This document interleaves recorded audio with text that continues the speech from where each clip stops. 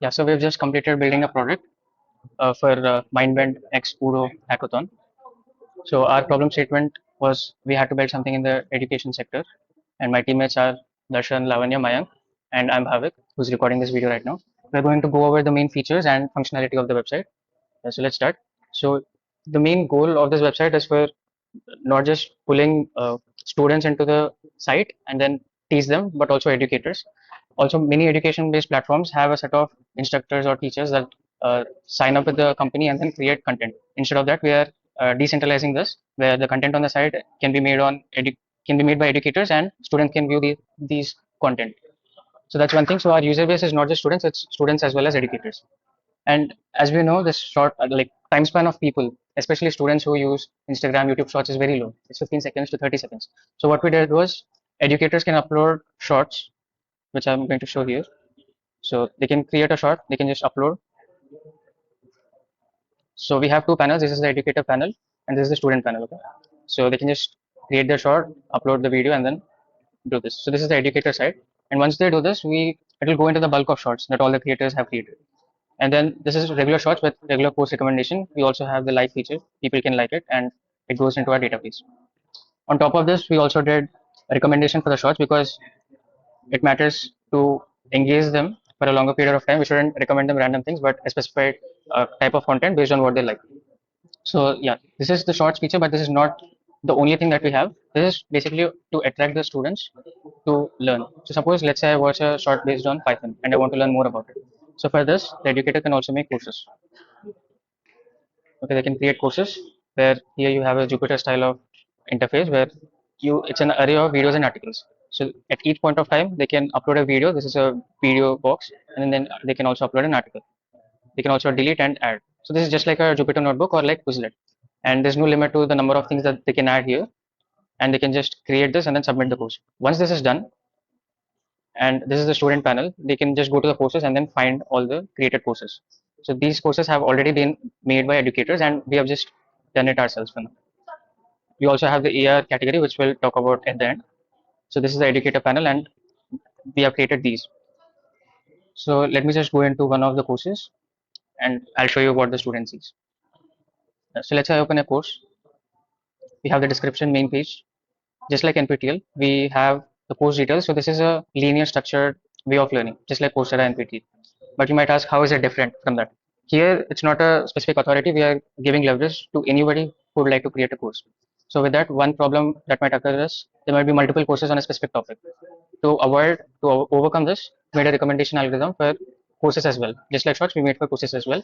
And based on what people like and based on what your friends and the people who share the ratings with like, the similar kind of courses will be recommended to you. Yeah. So let me click on one of these. This is a video, so a video will pop out.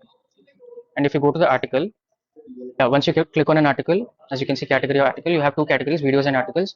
You see the article over here and you can see the graph over here. Here you just have one node. I'll talk about this soon. So when people scroll through Google trying to understand a topic, maybe through Geeks for Geeks, Stack Overflow, or Wikipedia, they just come across some text and then they try to read it. Issue is when you try to read something that you have no knowledge of, there might be prerequisites that you might be missing, right? And then you get stuck in an infinite iterative loop trying to recover what the prerequisites are. To overcome this, we can visualize all these concepts in a graph based on how the topics are connected.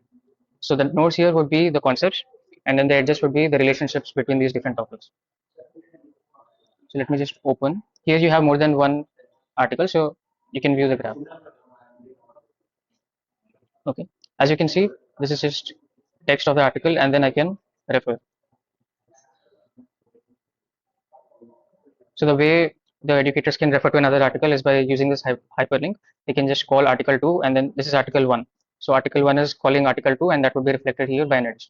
So as you can see, this is principles of application layering and encapsulation. So only if you understand this, you'll understand this. Same way you can easily iterate over here and then the student can easily check out what topic they need to learn first before another. Let's say I want to read about this topic, you can just click on this. It will open that article.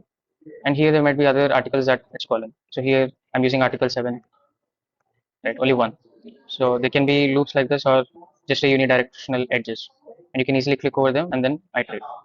This is easier for the student to learn instead of having a basic site. So that's the graph feature. This is also our USP. And yeah. So the tech stack that we have used for front end was Next.js, Tailwind CSS, and for backend we use Firebase and Superbase to store the videos. We also have the AI generated assessments. So we have another feature for assessments. You can either do it manually or generate it with AI, and you'll have to connect the assessment with the course, with one of the existing courses. So I can just enter some text, and based on this prompt, it will generate a whole list of questions for the assessment. So you can either manually enter or you can generate it with AI. And even after generating, you can edit each of them manually. A skill barter system where you have multiple people and they get connected with one another based on their interests and based on the things that they subscribe to. Usually, people learn better when they're in a community, just like how I'm learning when I'm sitting here with my friends and then programming for 24 hours. So in Gyan Sabha, we have different forums, different chats where people can join.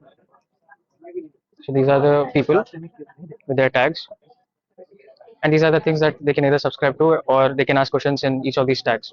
And people who know about these things, who are already experienced, and they can just go through them and answer other people's queries. So that's one thing.